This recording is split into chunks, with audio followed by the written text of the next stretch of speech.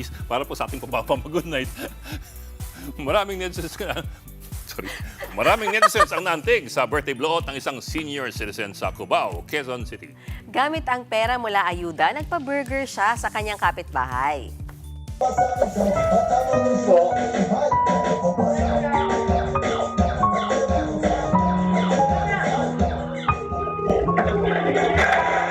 Birthday ko eh. Yan po si Tatay Lando sa kanyang 72nd birthday. Nakatanggap po siya ng 400 pesos na financial assistance mula sa barangay. Inubos siya kagad.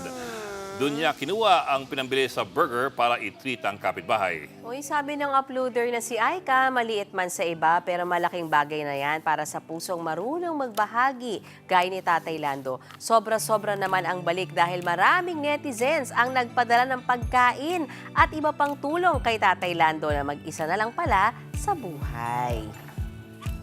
Mga kapatid, Ed Lingaw po, maging maalam at may pakialam sa mga napapanahong balita sa ating bansa. Para sa mas malilimang pagtalakay at paghimay sa mga issue at headlines, mag-follow at mag-subscribe sa social media pages ng News 5.